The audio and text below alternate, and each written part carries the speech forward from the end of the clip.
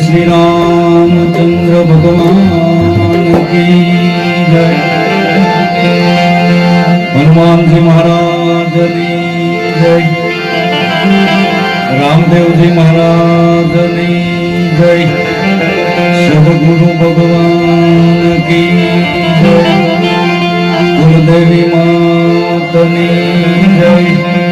स्वर्गवासी अमर आत्मा की जय। ओम नमः पार्वती पते हर हर महादेव महादेव।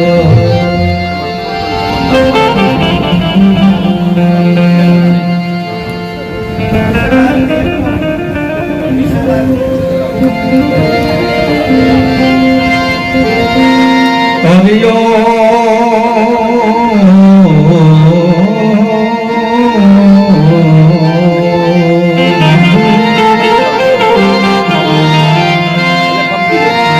राम जबो अनुराग थी सब दुख नाख धो।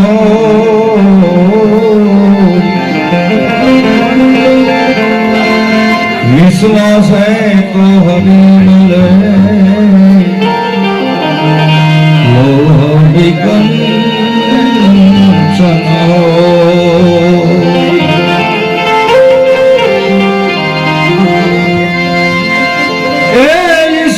तू एक छे खूब करो शणगार। पृथ्वी पानी पर्वतो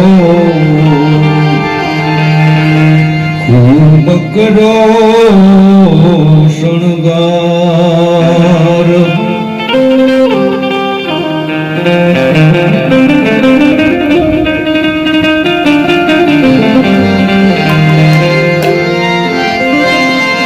नारायण विसारिये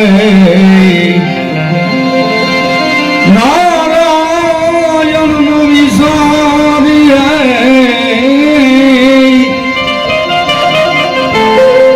नीत प्रेत दिए नाम। जो लाभे मनुष्य जन्म तो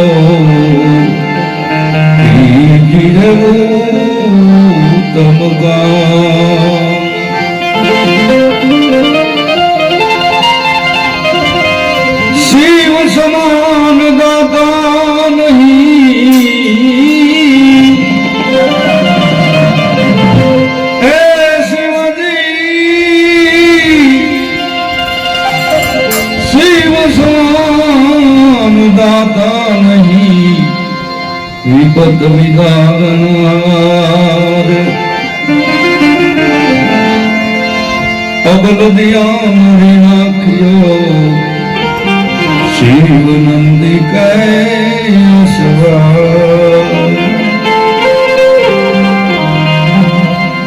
अब स्वर्गस्थ जादव भाई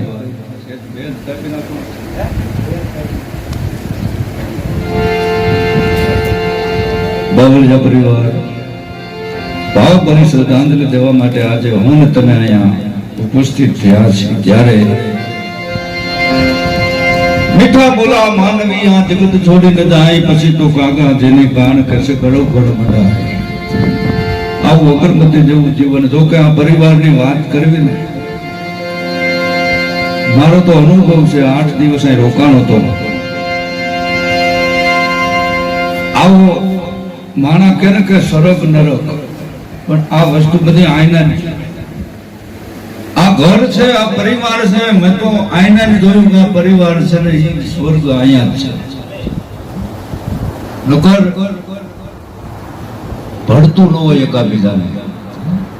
પણ ડોશીમાં હતા અને આ બધા ભાઈઓ કોઈ મારીની આજ્ઞાનું ઉલ્લંઘન નહીં કર્યું હોય, બહારગામ જઈને આપણને અમારે યાદ કરવા પડે કે તમારે જોવું હોય તો હાલો. પંખીના માલા જેવડું ગામ છે શેખલિયા, પણ એમાં એક પરિવાર છે ને પરિવારનો હક તમારે જોવો હોય તો હાલો. કોઈને એવું ન લાગે, કોઈની આજ્ઞાનું પરિવારની અંદર કોઈ ઉલ્લંઘન ન કરે. માડીને પૂછ્યા વિના દીકરાઓ બધા જે એમના છે એ બધા પાણી ન પીવે. આવી એને મા બાપના ભક્તો. ત્યારે આપણને એમ થાય કે કાંઈક માણસના ઘરે પૂન પડ્યું છે, નકર એક દીકરો હોય ને તો હરખું ન હાલતો હોય. પણ આ બધા ભાઈઓને મારી હયાતીની માલપા, મારી રૂબરૂની માલપા મેં એને જોયેલું છે, મારો અનુભવ છે. અને ત્યારે બહારગામ પણ અમારે કહેવું પડે કે જોવું હોય તો હાલો. ઈ પરિવાર મહાદેવજીનો જેને સાક્ષાત્કાર થયેલો છે ઈ પરિવાર છે બરાબર. અને દાદાનો આશીર્વાદ મળી ગયેલો છે. અમારે લાલભાઈ મને કાલ વાત કરી કે અમારે મોટા ભાઈ નકર મારે અહીંયા આવવું પડે. મને કાલ એને ફોન કર્યો કે તમે આવી જાજો. કારણ કે જો કે અમારો સ્નેહ એવો છે, આ પરિવારને હારે જોડાયેલા છે, એટલે કીધું કોઈ વાંધો નહીં, બે શ્રદ્ધાંજલિના પુષ્પો આપવા માટે આવશું. તમે ગામ આખું મને ઓળખો છો. બાપુ ચતુર બાપુ તમારા ગામના આવા પવિત્ર સાધુ, બાપુએ મને અહીંયા તમારા ગામની અંદર બોલાવી, કથા કરાવી. આવો ભાગ કહેવાય તમારા ગામના. પણ સંતો કહે છે કે જબ તું આયો જગતમાં જગ હસે તુમ રોય, કરણી ऐसी कर चले तुम हसे न जग रोय. માણસના જિંદગીના બે દિવસો બતાવ્યા સંતોએ. પહેલો દિવસ જલમ દિવસ. જલમ દિવસ એવી વસ્તુ છે કે એની અંદર માણસને આમંત્રણ આપે જાય. સઠી હોય છોકરાની, 5 પાડોશીને બોલાવે, 5 હગાવાલાને બોલાવે કે ભાઈ છોકરાની સઠી છે ને આવજો બધા. તો જિંદગીનો પહેલો દિવસ ઈ ને ઈનો ઈ માણસ જ્યારે 80, 90 કે 100 વર્ષ જીવીના જગતની માલપાથી વિદાય લે, ત્યારે માણસ વગર આમંત્રણ આવે. કોઈને આમંત્રણ દેવા ન જવું પડે. 25 ગો 50 ગો 100 ગો જ્યાં સુધીની ઓળખાણ હોય ત્યાં સુધીના માણસો એને ત્યાં આવવા માટે. કારણ સંતો કહે છે કે મોટામાં મોટો દિવસ હોય ને તો મરણનો દિવસ. એટલે જ સવારામ બાપાએ કીધું કે મરણ તિથિનો મહિમા મોટો, દોયલે વેલાના દર્શન દે.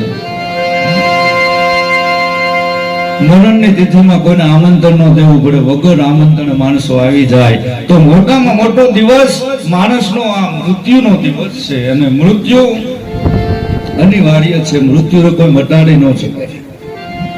આપણા શાસ્ત્રોની માલપા દાખલા પડ્યા છે કે મૃત્યુને મટાડી ન શકે, પણ મૃત્યુને આઘાત હેલાના દાખલા છે. મહાભારતના ભીષ્મ તમે જો 6 મહિના કાળને ઠેલી દીધો પાછો, કે જ્યાં 6 મહિના નો આવતો ઈચ્છા મૃત્યુને વરેલા ભીષ્મ, અને એમ કીધું કે હમણાં નો આવતો 6 મહિના મૃત્યુને પાછું ઠેલ્યું, પણ કાળને વંશ થવું. મોરાર સાહેબે 12 મહિના મૃત્યુને પાછું ઠેલ્યું. સમાધિ લઈ લીધી. 12 મહિને જયારે દાસ હોથી આવ્યા અને સમાધિ આગળ આવીને રડવા માંડ્યા, સમાધિ ફાટીને બહાર નીકળ્યા અને કીધું કે આને ભજન કહેવાય. હે હોથી, જોઈ લે હું સમાધિમાં હતો, મારા શરીરમાં ડાઘ નથી, કોઈ જાતની કોઈ તકલીફ નથી. નકર માણસનું શરીર અઠવાડિયાની માલપા હળવા માંડે. 12 મહિના કાળને પાછો ઠેલો, પણ કાળને વંશ થવું પડ્યું. અમરેલીના સંત મૂળદાસ 3 મહિના કાળને પાછો ઠેલો. કોઈને દીકરીનું આણું જાતું, બાપુની પાલખી હામી મળી એટલે બધા કહેવા માંડ્યા કે મરેલો બાવો હામો મળ્યો, દીકરી અપશુકન થયા. તેથી સંત મૂળદાસ ઈ પાલખીની માલપાથી નીચે ઉતરીને એટલું કીધું કે દીકરી તું ક્યાં જાસ? કે હું મારા ધણીને મળવા, કે હું મારા ધણીને મળવા જાતો હતો, પણ જા હું 3 મહિના પછી જા, તું તારા ધણીને મળવા જા.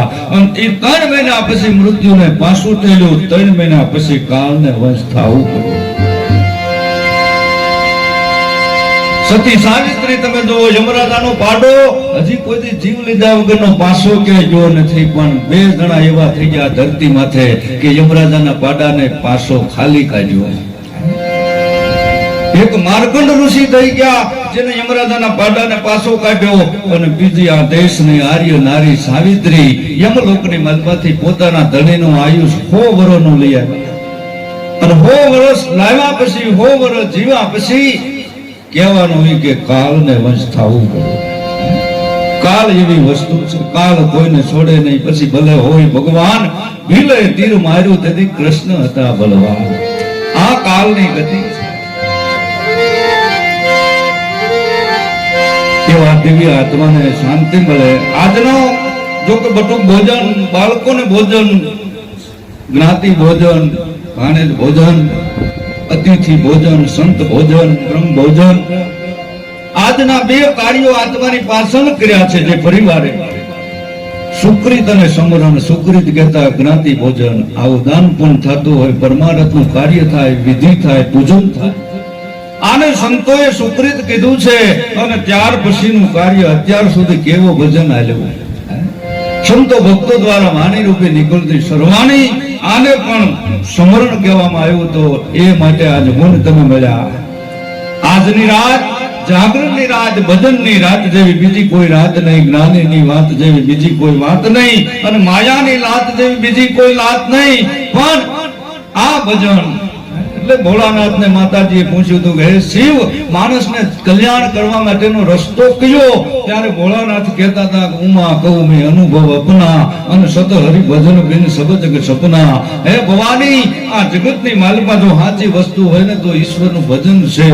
ભજન વધે તો પાપનો ભાર ઘટે. આ ભજન. માતાજીએ પૂછ્યું કે હે પ્રભુ, હે શિવ, માણસનું મૃત્યુ થાય ત્યારે જીવ ક્યાં જાય છે? ભોળાનાથ કહેવા માંડ્યા કે 10 લાખ પશુ પ્રમાણ જાણો ભવાની. 10 લાખ પશુના 4 પગને પૂંછડા વાળા એમાં જીવાત્મા વિવધાય. 20 લાખ જળખાંડ જાણો ભવાની. 20 લાખ ઝાડવાના થીર થઈને એક જ ઠેકાણે એમાં ખીજડામાં વડલામાં જો જાય જીવ તો એની આયુષ બહુ મોટી. 30 લાખ કીટ કહાવે, 9 લાખ નાગના જળના જાવે, 11 લાખ પંખીના વિતાવે, 4 લાખ વાનર સોય ત્યારે એક મનુષ્ય અવતાર મળે. આ યમ નામ નથી મળતો. સંતો કે છે વાણીની માલપા કે બડે ભાગ માનુષ તન પાવા, અને સુર દૂર નવસદ ગ્રંથ થઈ ગાવા. અને એટલે ભક્ત કવિ સદાર શાહ એક ભજનમાં શું કહે છે?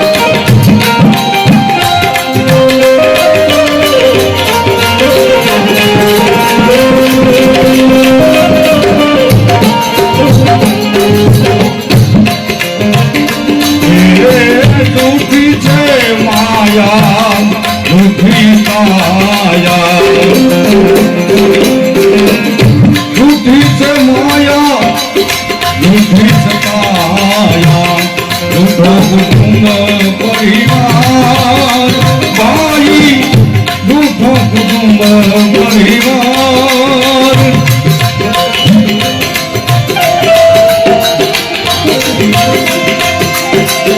રાજા ગોપી તમને રાજા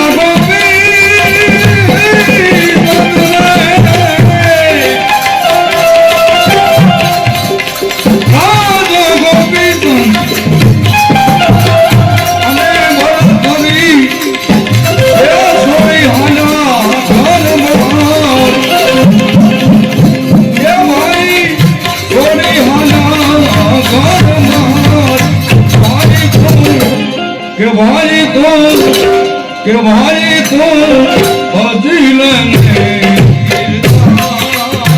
ભાઈ તો હજી લને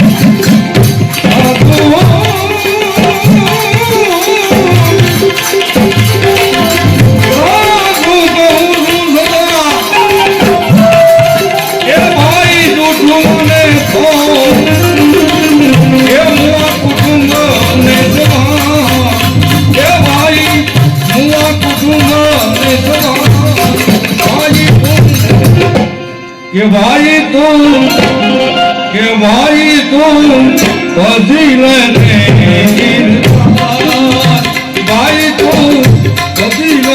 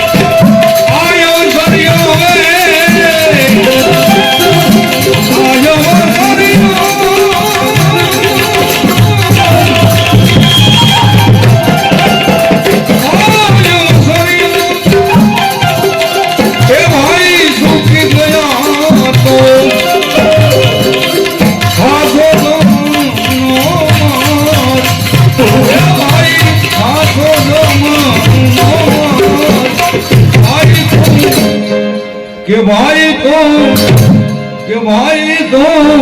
ફજીલને ભાઈ તો ફજીલને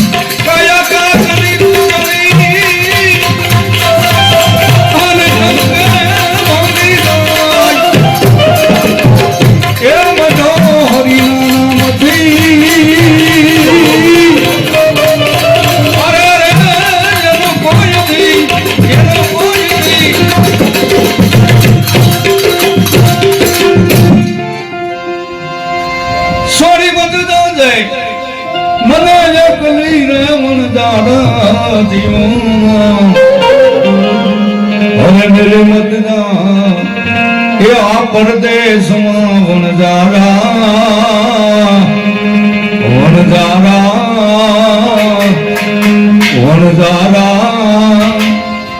आ जीवो वनदारा जीवो वनदारा जीवो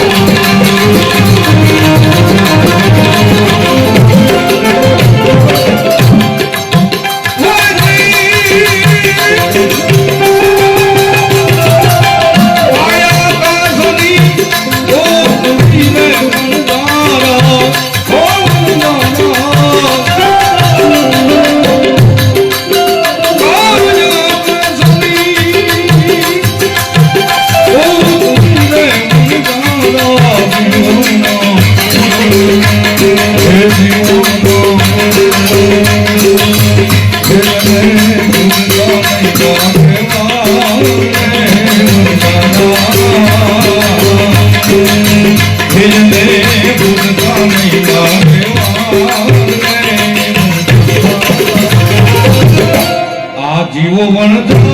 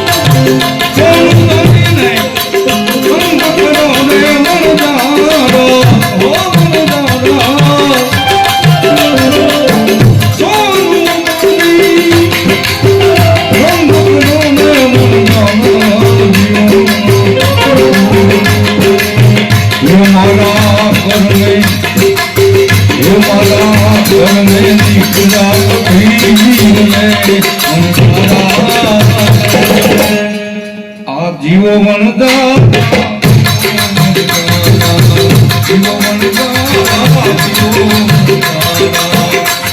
जीवो वनदा